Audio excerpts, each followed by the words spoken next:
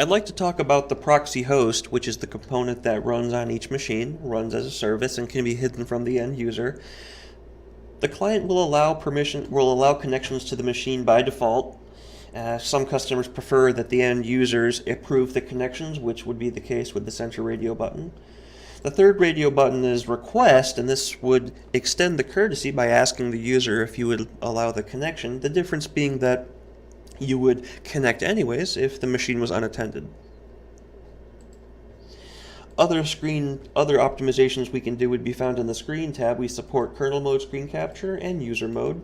The difference with user mode is that it's our own and allows us to hand configure the bandwidth consumption and the image quality that the host sends when you're making connections.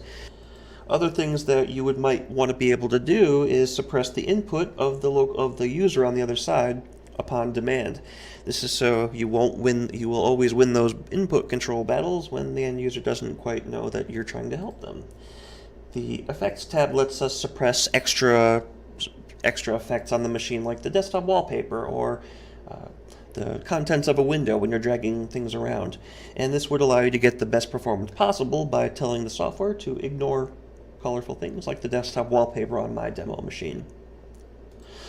The General tab would allow us to configure how we want the machine to be identified. I've configured this machine to show itself by the identity of the logged in user as well as the NetBIOS computer name so that it's presented together. Not to go off on a tangent, but a very important feature of our host is its ability to communicate the identity of the logged in user and the computer name to you and make it easy for you to search for them by those criteria. If you know you're searching for John Smith, you can just start typing in John and it'll come right up after a couple of characters. The same holds true for the proxy master. If you have a large group of hosts, hundreds, maybe thousands, it's very easy to find machines if you know partial names or partial computer names. So you can get in, get out, and move on with your day.